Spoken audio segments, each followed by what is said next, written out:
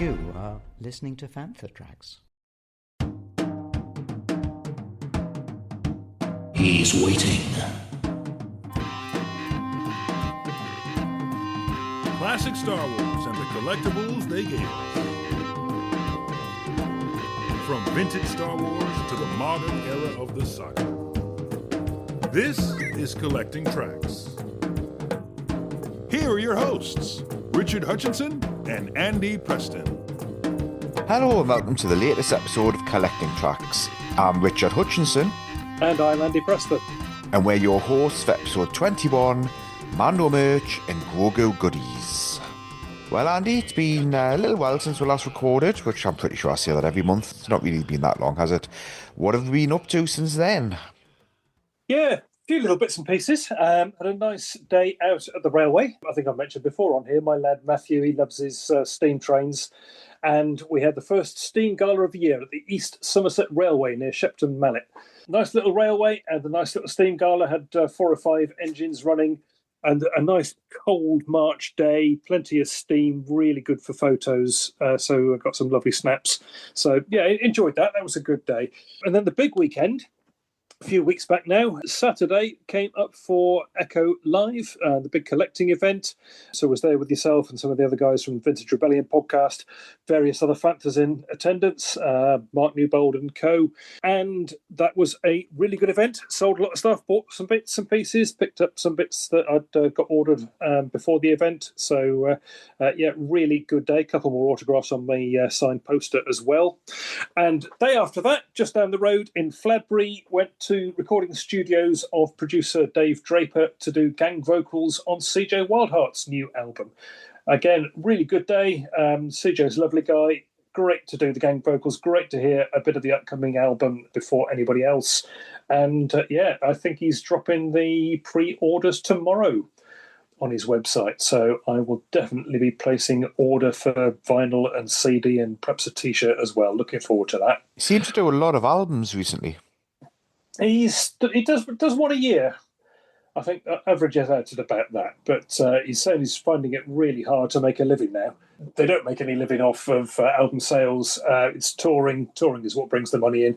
And there just isn't the demand for live bands these days, which is really sad.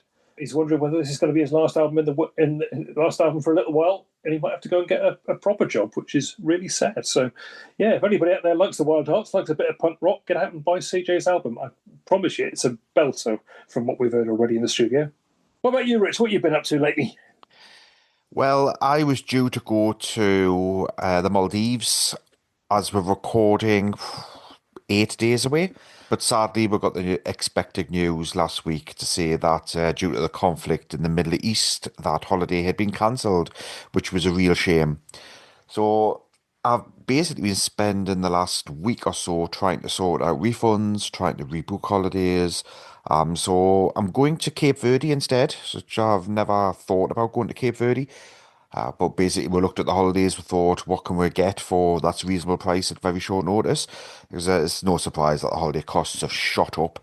I was offered to change a flight that would go and avoid the Middle East to the Maldives. And it ended up being an extra £3,000, which I told them to go and run and jump because there was absolutely no way on earth I was paying that.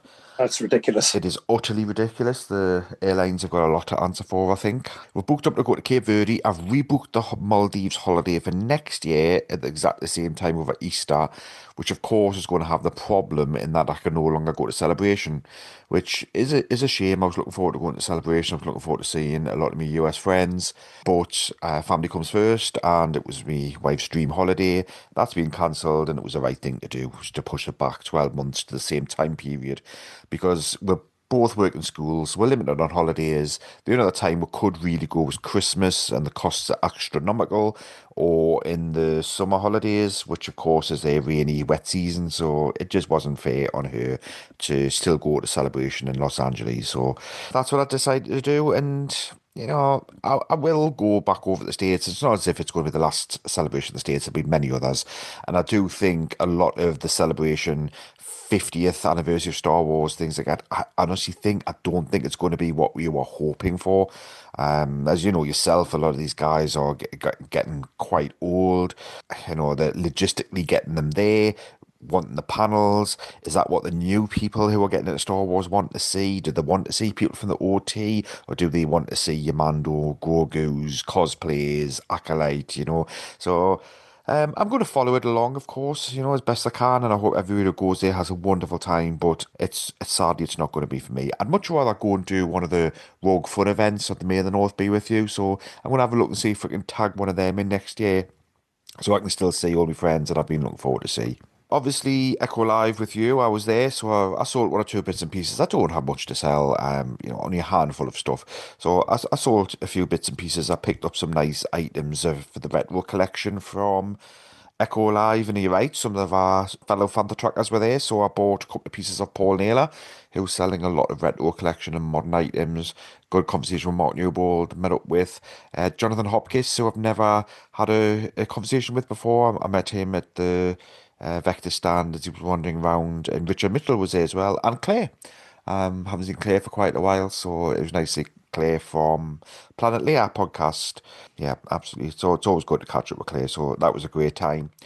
And other things I've been up to is I've been picking up bits and pieces from Star Wars comic collection. I'm really getting to the end now of what I need historically that are missing gaps in that.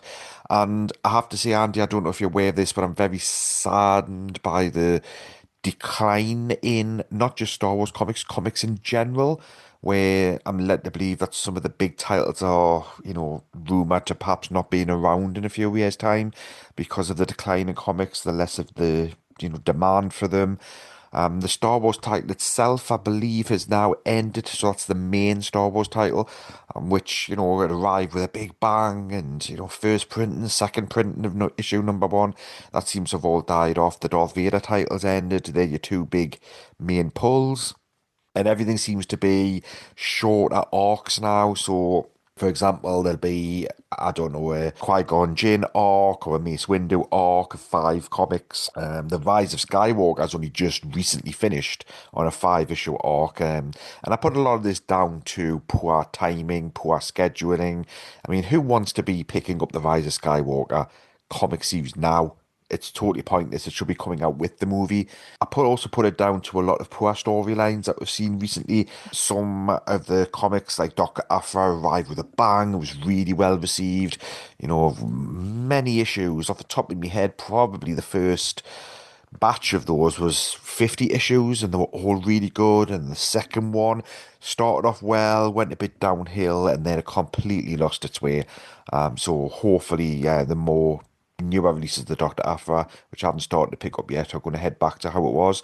But at the end of the day, Andy, we just want good stories that are set in the Star Wars world. Don't want poor stories set in the Star Wars world. We don't want great stories that could be set in any world. I'm looking for a good Star Wars story in everything that I pick up, and sadly, too often, I'm just not getting them.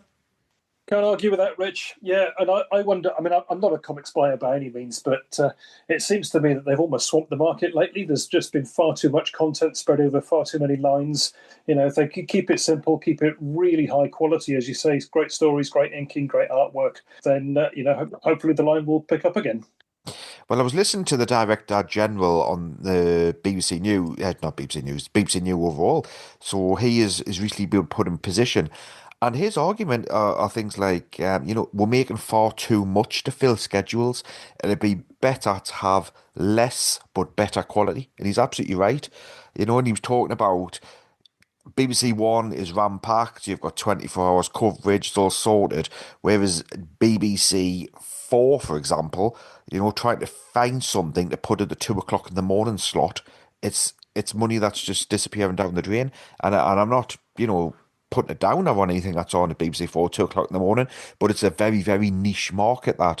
Whereas Star Wars, if it wants to go niche, then you're going to expect to sell less, where I've got no problem with niche in comics if they're good. But like, for example, High Republic was very niche, but I'm really into it, loving it, and it has its own place. But you've got to keep the main Star Wars titles going. That's what it is. You've got to keep Darth Vader going. That's what we want to be reading. Don't want to be diverting too much down, K2SO comics and things like that.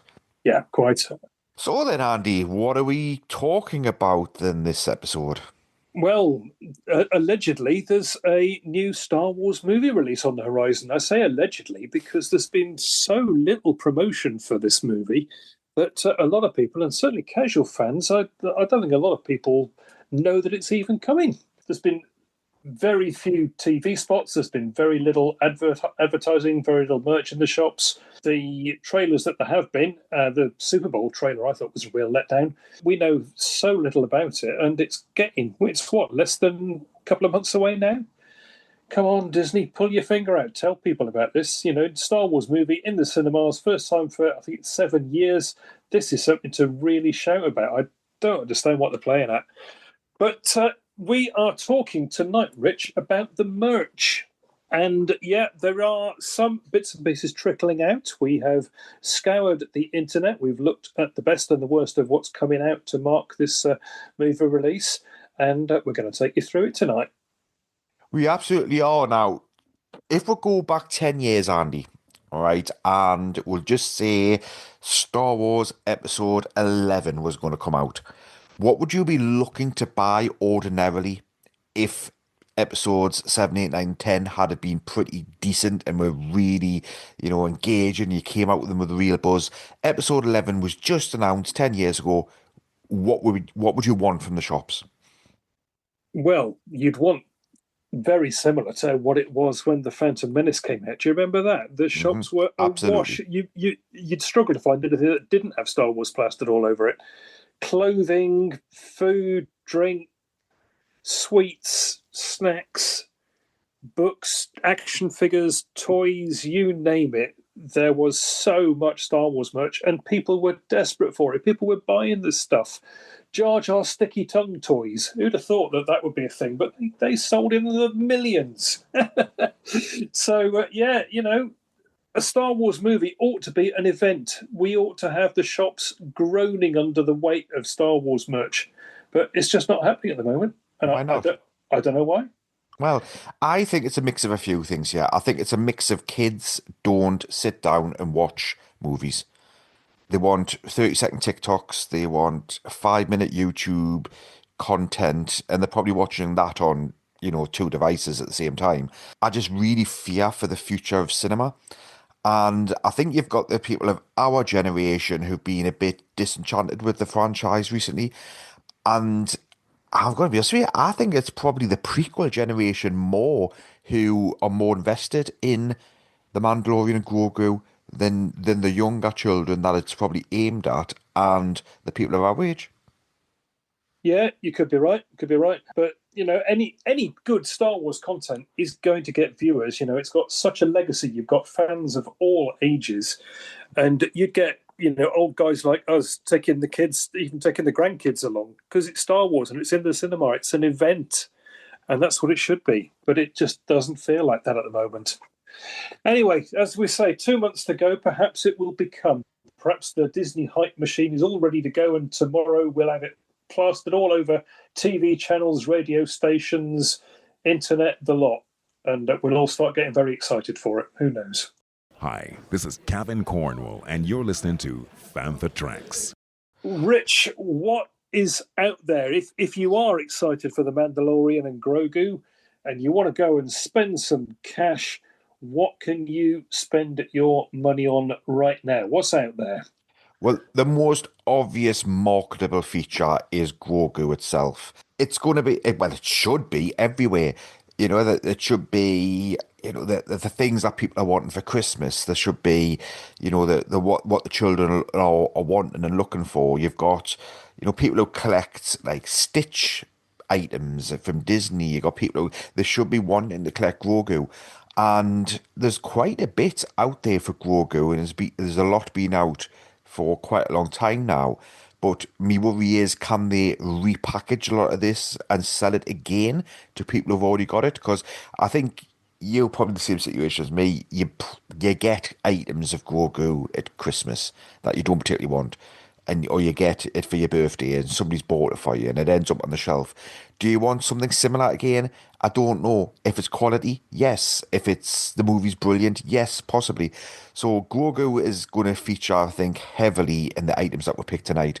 First item that is in the show notes is at Smith's Toys. So those who want to wear Smith's, it's a UK chain, very similar to Toys R Us. It's survived certainly the big Toys R Us cull of, oh gosh, that must be 15 years ago now. Those kind of stores were aimed at children to spend pocket money. And you could go to Smith's, Toys R Us, and for a fiver, you could buy an action figure or you could buy something that was pretty decent. And the first item in our show notes is a Grogu plush. And it's 28 centimeters, so it's it's a decent size, inspired by Mandalorian. Features the Grogu's new mythosaur rondel design. So this was the mythosaur symbol on Grogu's He's got like a shield, hasn't he? Shield at the front of him. I think he gets given it in the movie, and he wears it on his front. It's his first little bit of armor, so guaranteed that's going to save his life at some point in the movie. Yep, probably. So soft plush with the detailed vinyl head. Yep, absolutely. It looks pretty good quality. Great for cuddling, play, collecting. Bean filled base for weighted comfort. £20. Ouch. Well, that does sound a lot of money to me for a plush toy. And as you say, this is not something new. I've got 2 or 3 very similar things to this. I've got a couple of Grogus. I've got one that talks. I've got one wearing a Santa outfit. And you're absolutely right. It's ones that you get given for Christmas. And they're quite nice. I don't mind Grogu. He is very cute. But are people going to pay £20 for a new one just because he's got the roundel on the front? Dubious. Next one up, and this one perhaps is something a little bit different, and this is a Star Wars action buddy Grogu. 25 centimetres high, so again a decent size, and this is an animatronic interactive plush figure. This, what does it do? It stands on its own, it looks around, the head moves up, down, left and right, and it makes adventure sound effects when it detects motion. It can go to sleep, you lay him down, he closes his eyes and he makes sleepy snoozing sounds, and you can press his head once, twice, 3 times to activate more than 50 sound and action combos. Press and hold his head to activate force mode. So this sounds quite good. A lot to play with there, a lot to interact with Grogu. I can see, my kids when they were younger, I think my daughter particularly would have loved to have one of these. But again, there is something like this out already. I've got a Grogu that talks and moves and waves his hand around. And again, the price tag on this, £55, Rich. Well, for that price and for what kids are interested in now, you'd expect to have some kind of AI feature in it where you could have some kind of basic interaction through verbal commands. I've been looking at a lot of AI toys and the concern that 3, 4, 5-year-olds are going to have with AI toys in the future and whether they're going to be, heavily regulated and monitored and things. But £55 for something that's, speaks a few phrases and it pushes head down, seems very, very pricey to me. It does. I mean, it sounds good. No doubt it'll be a good toy. No doubt the price will come down, as they inevitably do. I might even pick one of those up. But I'm thinking probably half that price point. Not going to be buying one at £55 anyway. Mm-hmm. So speaking of half that price point then, so something that's a bit of a hybrid of both of the items we're talking about. Again, this looks very like the plushie with the shield and the mythosaur, design on the front of it. A Star Wars hugging Grogu, 16.5 centimeters, electronic action figure in Anzelin. So Anzelin, is that the guy who... Babu Freak. Yes, Babu Freak, that's it. Yeah, try to remember the name of that. £30. So, well, it's a bit of a halfway point. But again, it's it's huggable. It has speech in it as well. Raise Anzelin's arms and place it near Grogu's armor and press the head to activate hugging actions. So 20 sounds and responses. It's about half of what the other item is that I was talking about for roughly half the price. But again, you're only going to buy one of these. You're not going to buy each of them, which is what people would have done during the Phantom Menace days. That's right. That's right. Yeah, this doesn't sound such a bad option. You get two figures. Both of them are interactive. Grogu makes sounds. The Anzellan, does he make sounds? I think I'm not sure the Anzellan's got any features himself, but he will trigger a Grogu to make noises and do things. So, again, nice little interactive set. And £30, that's much more like it as a price point. So that one, I think, is likely, hopefully, to be a bigger, better seller. Absolutely. So, I mean, we could talk all day about Grogu's, but they're all going to be very similar. And I've seen a lot of bootleg ones that are absolutely diabolical, and I mean really, really diabolical. I don't know if you've seen them as well. Almost as if they look more like Yoda than they do Grogu. It's very cheaply made. Yeah. Oh, yeah. There are definitely better Grogus and worse Grogus. The sort of Grogus that come out. Have you seen those machines that you get in the amusement arcades where you put your pound in and the little arm goes down, you try and grab the thing and it always falls out. But the Grogu is a feature in those these days, and they are dreadful. Right, over to something that I probably will be interested in then, books and comics. Yeah, so the first one of these that I have spotted is that's the Mandalorian visual guide. So this is coming out, but this is not a movie release. Mandalorian visual guide is on the way, priced $35, but we'll skip over that one because that is not connected to the movie. Next one, The Art of Star Wars, The Mandalorian and Grogu, and this is a movie-connected book.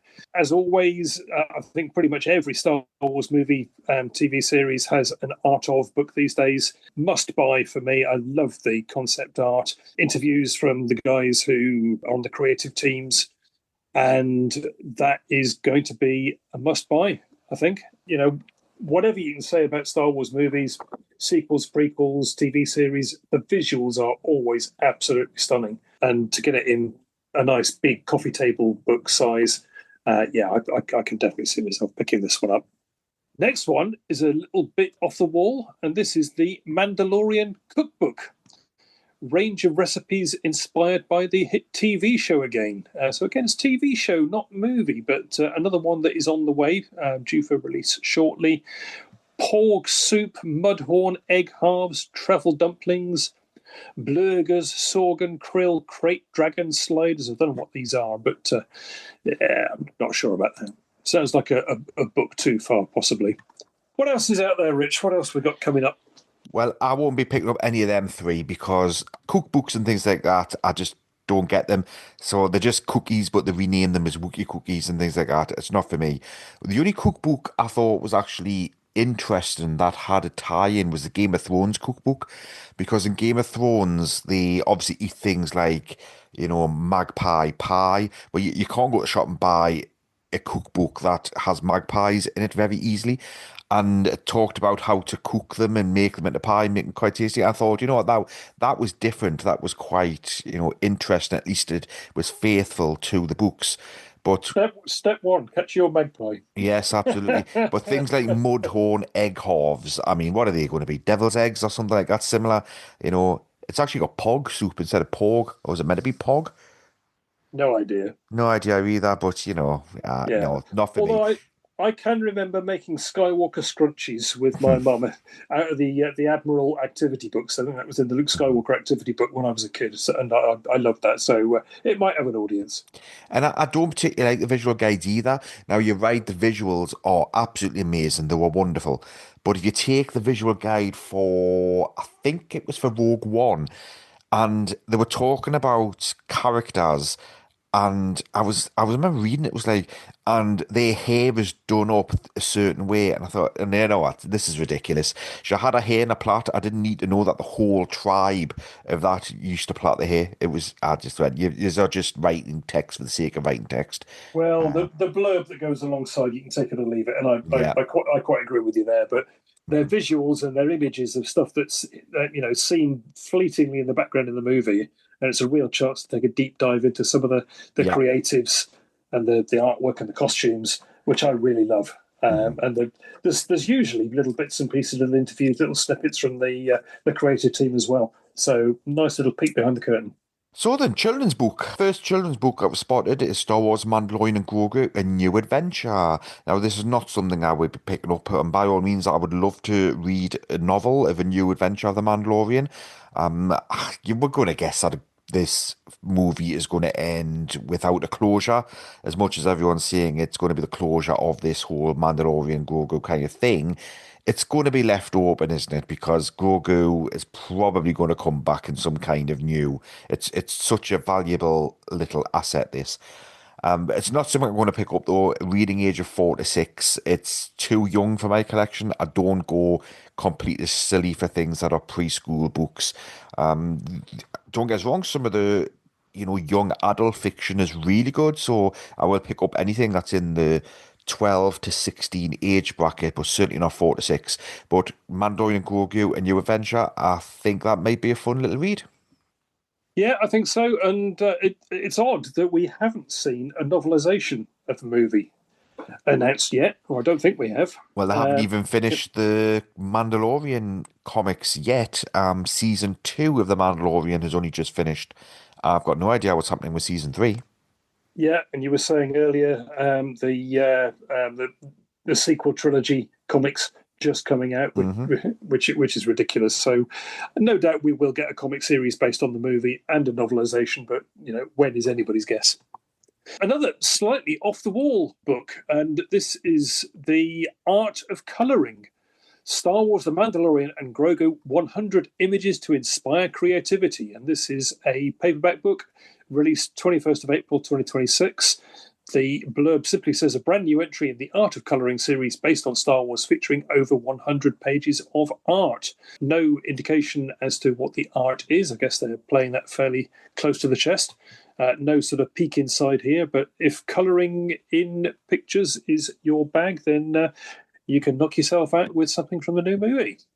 Well, Andy, I think I've been pretty negative so far, so I think it's time to pick it up. And the vintage collection always delivers. So the first item, well, once again, Mandalorian and Grogu. The vintage collection always seems to get it right for me. It's getting pricey. I'll take that criticism. And something that's $24.99 for a Mandalorian figure, which is detailed excellently, 9.5 centimeters high, with a sword, a backpack, a pistol. Looks like you can change his hand into another kind of style, a short dagger, and a Grogu as a collectible, posable figure. I think that's excellent. I do. I really think it's excellent. It's not a child's item. Children, they don't have £25 pocket money to spend on this deluxe action figure, but it's aimed at adults, and I think they've got this one absolutely bang to right. So if somebody did want to buy me one of them, I'd absolutely happily put it on my bookshelf. Yeah, love the action figure range. Love the vintage collection. As you say, the designs, the sculpting, the paint jobs. They have all come on so well in the last few years, and this is no exception. The only thing I don't like about this is the price point. £25 for a 3 3/4 inch figure? Nah. Again, I'll wait till that one comes on sale sometime. But I can see myself picking this one up. Mando as a figure really lends himself to an action figure in the sense that he's all armoured up, and it's a really good way of hiding the joints. So wherever you pose him, it's not obviously an action figure. You get a really lifelike looking figure, very poseable. You've got Grogu. It seems that in the movie that Grogu is spending a lot of time riding on Mando's shoulder, sort of looking over his shoulder, and the Grogu is posed here to sit on Mando's back in exactly that way. Plenty of accessories, so yeah, cracking figure. Just crikey, that price. 2 figures up. 1.5, shall we say, 1.25. Next one up is again vintage collection, Imperial Remnant AT-AT driver. Nice figure, well sculpted, looks good, but very different from AT-AT driver figures that we've had before. Don't think so. Not an awful lot new in this one that I can see. What do you reckon? Well, I prefer it for that, because one thing I do get annoyed at is between movies where they have, well, we'll take that AT-AT driver, for example. The AT-AT driver, we know what it looks like, we've seen it in the movie, so when the next movie comes out, the helmet doesn't need redesigned. An X-Wing doesn't need redesigned to be Mark II, Mark III between movies. We're talking such short time periods. Things get redesigned 6 years, 7 years, but not every movie. So I think the fact that this AT-AT driver looks very similar to the AT-AT drivers that we saw in Empire Strikes Back. And we're not talking a massive time difference between Mandalorian and Grogu and Empire Strikes Back, are we really? I wonder how many years we are talking about. That's a About good five? good. Yeah, fine. A little bit more than that, maybe. Bit more. Not sure exactly on the timeline, but yeah, as you say, not ages. I think the key thing with the Imperial Remnant, and we saw this with the Stormtroopers, the figures that have been released before, is that the Empire is on the run. It's not got the resources. It's not got the supply chain that it used to have. It's making use of old armor. It's patching things together. It's all a bit beaten up, a little bit weather torn. So that is coming out in some of the figures. So it might have been nice to see this AT-AT driver with a bit of weathering or perhaps a little bit of mismatched armor, something like that, just to make it a little bit different, to give you an incentive to buy this to add to the 6 AT-AT drivers you've probably already got. But yeah, it's a faithful reproduction. What's the next one, Rich? Well, you see, that's what's led into the next one. So I'm now starting to rethink this. So maybe I'm just too vintage and would be thinking of what I'd want a retro collection at a driver to be like. Because I'm looking at the Imperial Remnant Stormtrooper and I just thought, oh no, they've got this wrong. They've got this wrong. It does not look like the Imperial Remnant Stormtroopers that we saw at the Battle of Hoth. So why would... Stormtrooper or Snowtrooper? Snowtrooper. So why would they change the Snowtroopers design between Hoth and the Mandalorian and Grogu when, you're right, you had Jedi, the Imperials were overthrown. They wouldn't be able to redesign it. However, now that I've thought about it, is this actually an attempt to a cobbled together costume? Possible, but to me, it just looks like another version. It's as if they've upgraded all of their armor and parts and helmets, which to me is a situation that they couldn't be in. Yeah, no, looking at it, the figure looks, it does look very, very similar to the Empire Strikes Back Snowtrooper, with one exception, and that is that the faceplate or the face mask, the bit of cloth or vinyl or whatever it is that hangs down in front of the face, is missing. So you've got the goggles, which are part of the helmet, and then you'd have this piece of cloth hanging down in the front, presumably to keep the snow out. But rather than that, you've got a rather curious arrangement of 3 little circles on this figure in what looks like a grey breathing apparatus. And that is the figure's lower part of the face, the chin area. It looks as if it's an idea where they have simply not got those vinyl face plates, those face coverings. Again, whether this is sort of supply chain issues, whether they're just not available, whether they don't need them in this particular environment, I don't know. But no, I quite like this one. It is a variant of the Snowtrooper. Again, it's a little bit different. It's a chance to see what was behind those masks in Empire Strikes Back. So yeah, I'm all for this one. Okay, and the next one then is a vehicle and figure included in the box. It is, and again, I like this one. This is an Imperial Remnant AT-RT, including an AT-RT driver action figure. So the AT-RT, this is a vehicle from the prequel era, isn't it? We saw clone troopers, mostly in Revenge of the Sith, fighting the droid army. So it's like a miniature scout walker.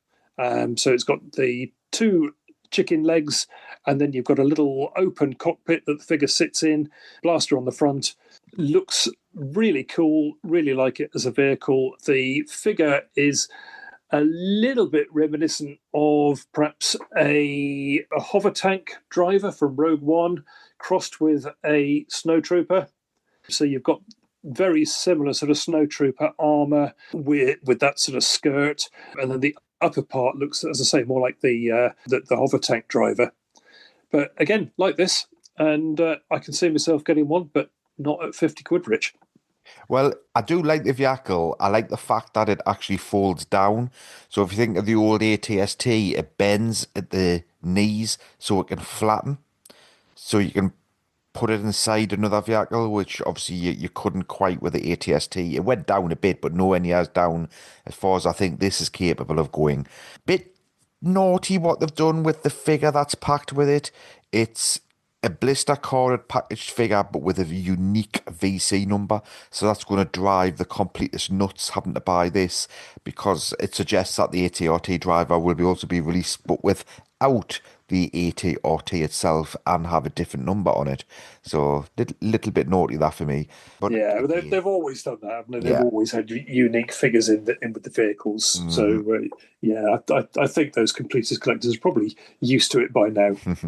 So what does the R stand for then in the AT-RT? All terrain. Oh, good question. I was like, reconnaissance? Yes, No, it's not really. that sounds good. That sounds Right, good. okay, we'll go with that. I can't think of anything better. No. But yeah, I do like it. And as a kid, I probably would have wanted it. But 50 quid, you're right. May just have to wait until they come down in the discount stores. So let's head over to Black Series. And so, again, I mean, the Black Series often knock them out the park. A completely different line, completely different audience. And let's move away from the Mandalorian and Grogu figures. So what do we have next? Yeah. So next one is a Rebel X-wing pilot, but no ordinary X-wing pilot. This is Colonel Ward, and it's a figure wearing the classic orange flight suit and the life support pack on the front, X-wing helmet, but underneath the helmet you have got the lovely features of Sigourney Weaver, who is playing a rebel colonel in this movie. Lovely to see her in Star Wars. I have seen folks saying she shouldn't be there. You know, she's too well known for Ghostbusters and Alien and other franchises, but she's such a fantastic actress and synonymous with sci-fi. And I think it's wonderful that she's coming into Star Wars as well.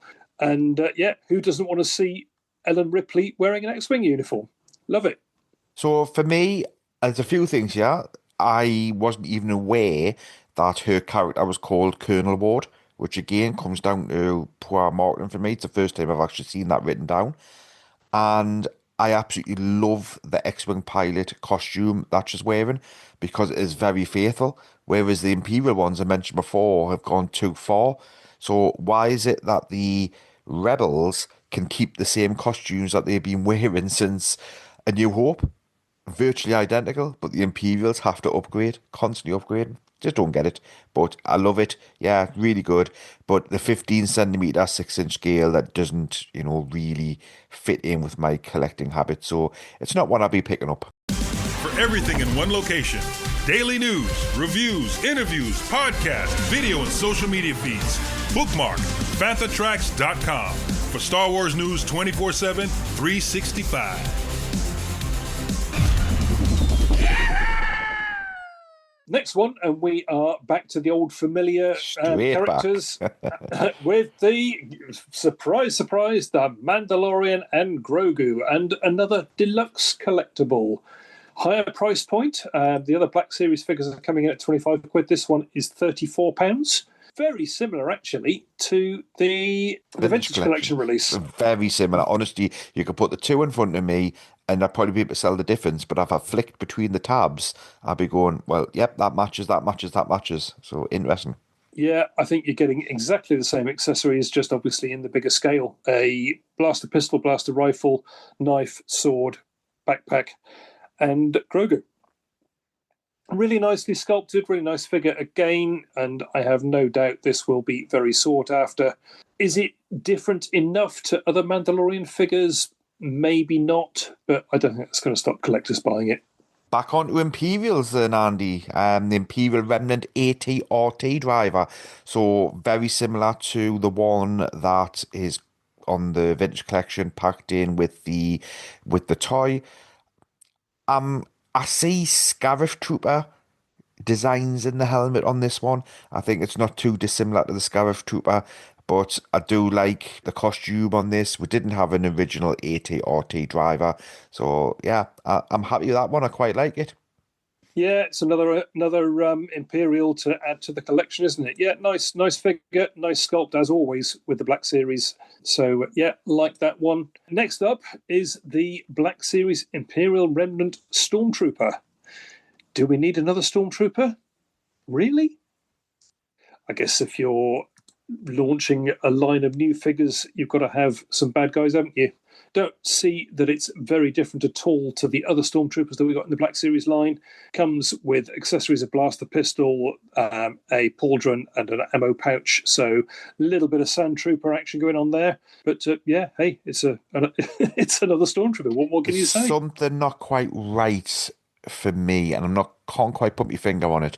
I don't know if it's the helmet. It looks almost like a Stormtrooper on a diet, or whether there's something about the visor at the front. There's something not quite right. I can't put my finger on. It's as if something's not quite been sculpted right. I do see what you mean. The helmet looks just a little bit oversized. I tell you what, the best Stormtroopers that I've seen in the Black Series line so far are the Jedi Patrol troopers, the guys that came with the big backpack and an antenna and what have you. Those were really beautifully sculpted, and I picked myself up several of those for my little Black Series Stormtrooper army. So I don't think I'm going to be going out to get this one. I think I'm happy with the ones that I've got. Next one, the Black Series Imperial Remnant AT-AT driver. And again, what more can we say that we haven't already talked about in the Vintage Collection line? It's another AT-AT driver. There's been a Black Series AT-AT driver before. Don't really see this one as very different. No, but I love it. I do love it. Yeah, not an awful lot to get excited about for me. I don't know. I think I've just got a soft spot for Imperial TIE Fighters and AT-AT drivers, and anything with a mask. And, there's a little bit of colour in it where the Stormtroopers are often all just, white with a little bit of black on. I do like the AT-AT driver. But they played it very safe, so you can't tell me that the only Imperials we're going to see are an AT-RT driver, a Stormtrooper, and an AT-AT driver. And a snowtrooper. We're not just going to see 4 Imperials. There will be others. And where are they? Where are their action figures? Well, we're not even seeing silhouettes of black shapes and coming soon. No. Playing it very, very safe, as you say. Well, from the sublime to the ridiculous, as far as I'm concerned, I hate these things. Funko Pops. What do you think about Funko Pops, Rich? Right, so initially I really don't like Funko Pops. Then I started leaning towards, that I actually understand their place, and I understand what they're trying to be, and I understand the people who collect them. And then they just went far too far, far too fast, and just way too many variations. And I think they really spoilt themselves where they should have just remained with just the sets that they had. So just give an example. Do we really need a Funko Pop for a really obscure character from the Acolyte? Should they have just kept with the key characters so people could collect them and say, right, I've now got a full set of these. Take, for example, the bands, the Metallica Funko Pops. Great idea, I think. Metallica fan has the 5. There you go. That's my set done. But they've just released way, way too many for me. And I don't think too many people were upset when I actually thought they were going bust. I'm guessing they're not, because they would be releasing new ones, surely. No, not just yet. So the first one that we're getting for the Mandalorian and Grogu is, yes, you guessed it himself, little Grogu. Nice representation of Grogu, the usual sort of cartoony, squished look that you get for the Funko Pops. He's got his Mudhorn shield on his front. Rather a grumpy, sad expression on his face. Not sure I'd want that one on my desk looking at me all the time. But it is what it is. Another Grogu Funko Pop. What do we got next, Rich? The next one, which is number 818, not sure how many of these are, is the Mandalorian and Grogu on the shoulder, as you mentioned before. But I think collectors will quite easily tell the difference between this and the Black Series and Vintage Collection. If somebody bought me it, yeah, that's all right. I say I like the Mandalorian helmet, but I prefer this one over the Grogu by itself, just because it has more of a Mandalorian kind of style vibe to it. But yeah, they're not for me. No, it is what it is. Mm-hmm. Next one, in fact, this is probably my favourite of the 3, and this is a Funko Pop Rides Deluxe, the Mandalorian with Grogu in an Imperial Remnant AT-RT. So it looks as if in the movie it's not just the AT-RT drivers who get to ride these things. The Mandalorian and Grogu get to have a go in one as well. In fact, I think we have seen that in the trailer, haven't we? So you've got the Mandalorian and Grogu, very stylized, that enormous head again, and they are sitting in an AT-RT on a base with sort of snowy effects halfway up the legs. And yeah, not bad, I guess, if you like that sort of thing. Maybe that's what the R stands for, riding. It could be. I don't know. We'll have to look into that one. Something, again, not something I collect, but certainly much more up my street, Lego. And we're getting at least a couple of exclusive sets for the movie. What have we got, Rich? So the first one, I can understand why they're releasing this one. I think I'm going to say it's cheap. It is just in pocket money range. You'd expect a small little set aimed at children. So the Lego minifigs, or a lot of people are collecting these in their own right, and great. That's wonderful. We've got a little Mandalorian and a little Grogu in the set. That Grogu must be tiny. I wonder what size that is. But it's a 58-piece Mandalorian and Grogu speeder bike, and I think that is a fun little toy. I think children would quite happily put the speeder bike together and then use it as a toy, whereas perhaps they wouldn't with some of the larger sets. So I think they've won on this one. I think they've got this one right. Agreed. £9. Yeah, pocket money price, £8.99. Yeah, I can see this selling a lot. And it's the sort of thing, as you say, kids will have. It's the sort of thing adult collectors will have and just put on the desk. So, yeah, like that. That's a winner. The other one, and I think this is likely to be a winner as well, slightly bigger set, priced at £15, and this is Grogu's Homestead. You get a Lego Grogu figure, a bit bigger than the one that you get with the speeder bike set. You get a Sorgan frog, whatever that is, a catapult to launch your frog, and some blue macaroons. Grogu does love his macaroons. And some flowers and things as well, a little base to sit them all on. And so, yeah, again, nice little set. 107 pieces did I see somewhere? Mm-hmm. So, yeah, again, I can see that one selling a lot. I disagree. I don't think this one's... It's 107 pieces. It's aimed at 4-year-olds. The Sorgan frog is that little frog from season 1 that it swallowed and then had to spit out. I can't see it. Too many bills, a catapult, a cooking pot, tentacles, marshmallows on a stick. I think this is trying to be something that it's failed at. It's a preschool toy, and it's probably got too much in it for preschool children. I think they'd get bored of it very, very quick.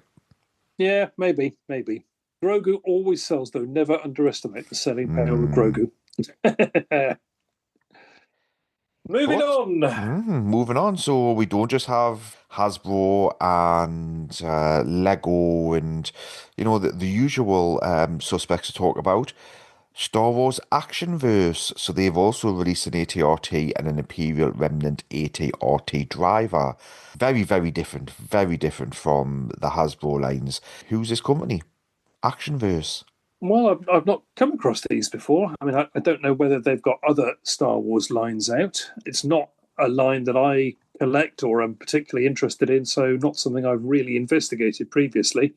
It's a sort of mid-size figure. So the AT-RT driver action figure, he's 11 centimeters tall, so he's about halfway between your vintage collection and your Black Series.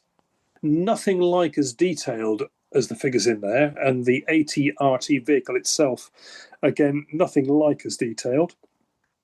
It does look quite cheap, quite plasticky, quite toy-y, whereas the others, I think, are much more faithful representations. Like the old vintage Scout Walker, you've got a button on the back that you can press that moves the legs up and down so he can actually walk along. That's quite cool.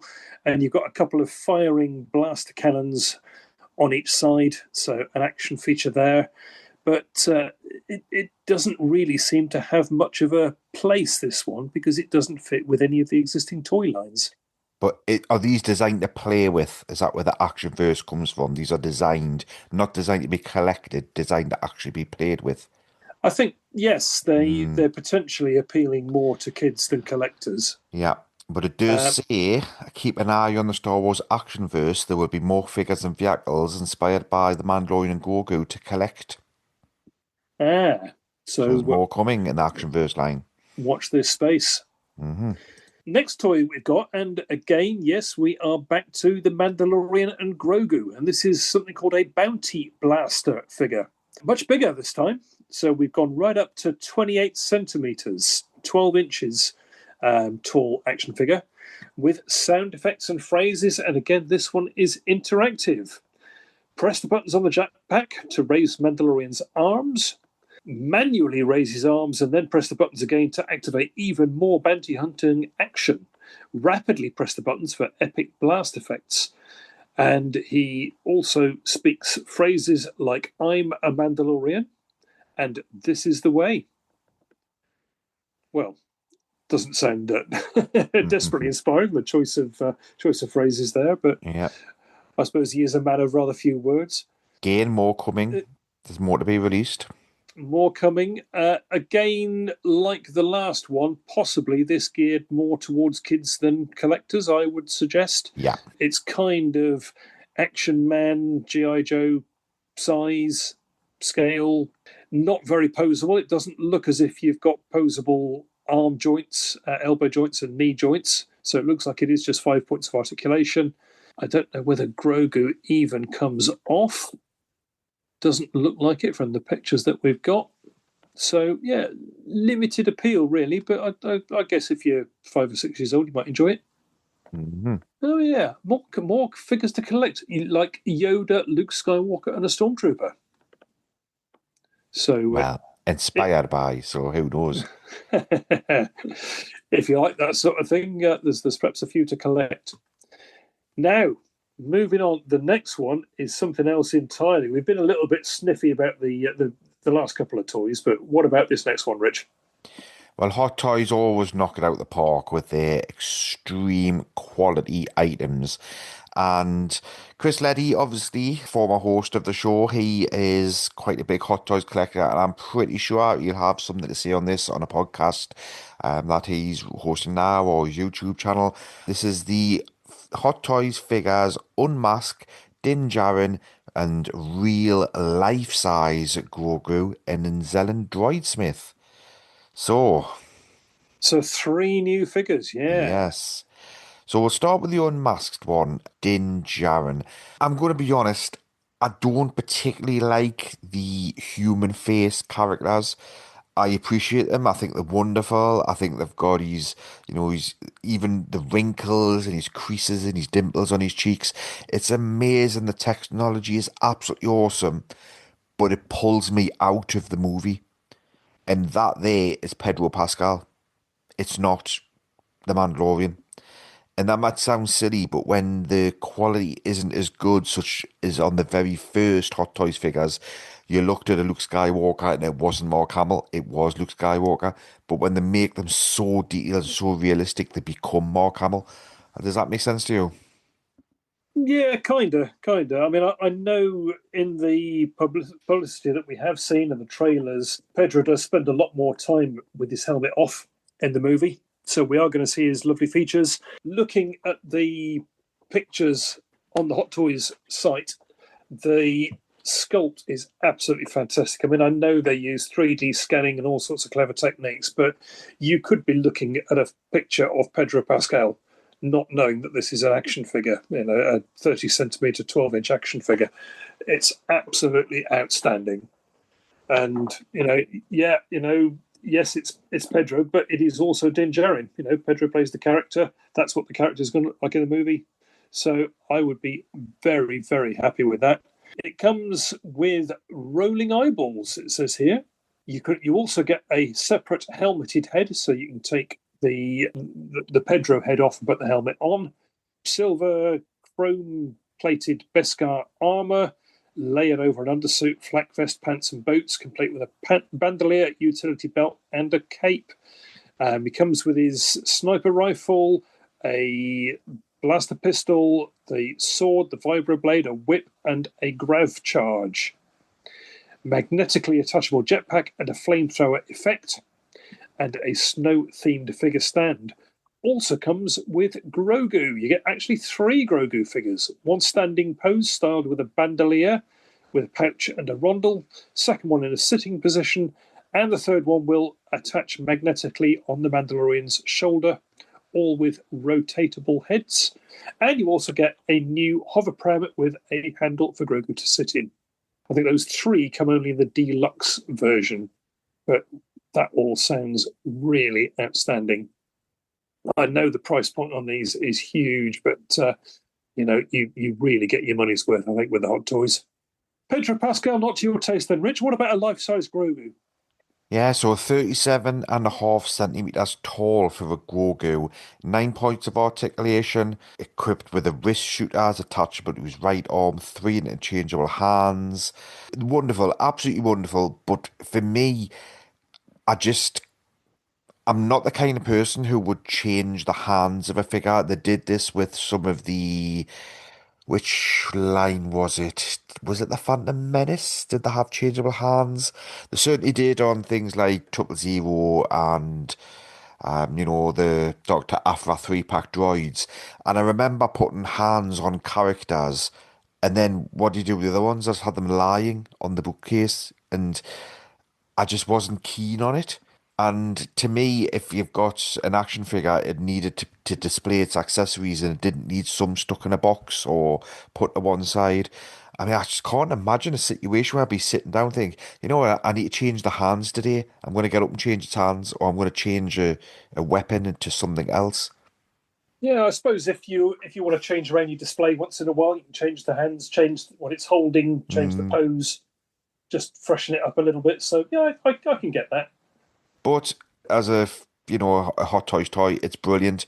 It's really good. It's very, very difficult, I think, to get the cute expression, and I think they've done a really good job of it. So yeah, Grogu, I think that's going to sell. As long as the price isn't ridiculous, I think they will get good numbers on that one.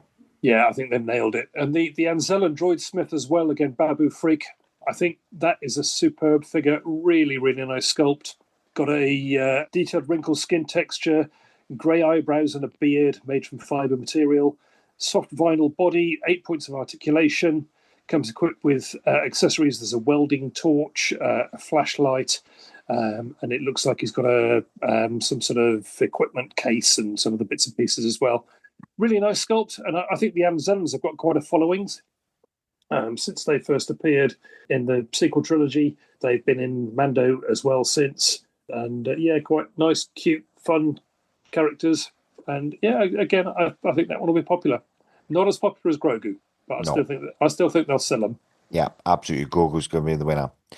Now, speaking of the Phantom Menace, as we've done a few times tonight, it didn't matter where you went, you saw Phantom Menace food produce. So I have actually seen Mandalorian and Grogu food produce every time I go shopping, and have done for the last month or so. But I haven't seen a lot of it, as in product-wise. What have we seen? Yeah, the only thing that I'm aware of, and I don't know whether this is what you're talking about as well, is Walker's Crisps. Yep. In the UK. Mm-hmm. Yeah, 3 of their brands, Whatsits, Quavers, and Monster Munch. And these are all corn puffed snacks, very popular brands in the UK. I don't know how far abroad they have made it, but they have all got a Mandalorian and Grogu promotion. So there's a nice picture of Mando and Grogu and the Razor Crest, or I don't know whether it's going to be the Razor Crest or whether he's going to be calling it something different in the new movie, but the spaceship is swooping past as well. And there's an opportunity to win prizes every hour. There's a barcode to scan. You put your code in from the pack and enter the competition and check to see if you have won a prize. And I was going to do it live on the show, or live in the recording anyway, and see whether I won anything, only to find that it doesn't open until March the 29th, and we are recording this on March the 26th. So going to have to disappoint you with that, Rich. Yeah. But yeah, Walker's Crisps, that is the only food product that I have seen or found. I've done a bit of an internet search. I can't see anything anywhere else. I have a feeling that something was in the dairy aisle. So whether that was a yogurt or a milkshake or something of that ilk, I'd be surprised if there isn't. Baby Bells, something like that. I think I have seen something, but I couldn't tell you what it was. Yeah, maybe again we're a little bit too far out. Although again, less than 2 months to go. Come on, guys, let's get on with it. Whether it's retailers or manufacturers thinking that Star Wars is perhaps a bit old hat, not something that sells these days. Who knows? Maybe. But yeah, love to see more food products out there. It's such a thrill as a Star Wars fan walking into your local Tesco's or Sainsbury's and seeing shelves filled with Star Wars product. Just fantastic. Hi, this is Guy Henry, and you're listening to Fantha Tracks. Enjoy. What else have we got? We're starting to scrape the barrel a little bit now, aren't we? Well, clothing. So again, you'd expect lots of clothing to be out there. T-shirts, your Primarks, your TK Maxxes, and some of your supermarkets. You expect to see a lot of Star Wars products. I do see Star Wars products still in these stores. OT images. Can't think of anything from the sequels, if I'm honest with you, or the prequels, but you do see a lot of logoed products. So T-shirts, there must be loads of T-shirts out there, Andy. Lots and lots of them featuring Mandalorian and Grogu. Well, you'd think so, Rich. You'd think so. The only one I've been able to find, it's not saying there aren't more out there, but online, is one on Amazon. And it's, frankly, a very boring T-shirt. It's simply the logo. So you've got the Star Wars logo and then the writing, The Mandalorian and Grogu. That's it. No back print. Green and white writing on a black T-shirt. Really uninspiring. No, thank you. Come on, give us something that we actually want to buy. Well, it's worse than that because it doesn't just come in black. It comes in about 25 different colours with the Mandalorian Grogu green, writing on it. And some of them, I mean... So it does. If you have a look at green olive, T-shirt with the green writing. Yeah, so olive Dreadful. and lemon. The lemon one looks terrible. It's just your very basic, generic T-shirts with the Star Wars logo on it. Yeah, grass green. Look at that one. It's almost the same colour as the lettering. Yeah, Dreadful. absolutely. I can't see too many of them. For £18, I can't see too many of them being released. But this is official merch. This isn't something that some cheeky seller is putting out on Amazon. This is in the Star Wars store on Amazon. So yeah, disappointing. Up your game, guys. Can't do better. Well, I think that's probably it, to be honest with you, that were found. But very nearly. Yes, very you nearly. spotted something being. I'm not even going to say teased because it's basically available, but not to us. But I'm guessing it will be soon. So what is it? So this is a company that produces movie promo merchandise to cinemas. So this is the company, I guess, that you get your popcorn buckets and drink cups and so on. Not available to the public. These items can only be seen and ordered by cinemas. And there is a little tease in their product list. There is something for The Mandalorian and Grogu. But it simply says coming soon. We know not what. When you go to the cinema, I'd be really surprised if there wasn't some merch to buy. Probably is just going to be your standard popcorn bucket or your plastic cup with a topper. But it looks as if something is on the way and can be ordered. But, or a poster. Do you get posters in the cinema these days? Yeah, you can get cheap posters still. Yeah. Could be a cheap poster. They did for Solo, actually, didn't they? And for one of the sequel trilogy movies. I think for The Last Jedi. Odeon Cinema did some posters. So, yeah, that'd be good. That'd be more interesting than another popcorn bucket. Yeah, yeah. And there we have it. That about wraps it up for now. Hopefully, as we say, there will be more releases to come closer to the movie. But what do you think of that lineup so far, Rich? Are you inspired? Are you excited by what Disney are putting out to date? No, not at all. Some of the Hasbro Vintage Collection Black Series, yes, I think they've done a good job on them, but everything that's out of that range is just so poor, uninspired. Could it really be Mando Season 1 cast-offs that weren't really released back then? Yeah, there's nothing that makes me go, I wonder what that does in the movie. I'm gonna have to go to the movie to see what that thing in action. There's nothing there. No, absolutely. I think they've played it really, really safe. Most, if not all of it, is stuff that we've seen before or variations on it. We know that there's other stuff coming in the movie. We know that there's huts, for example.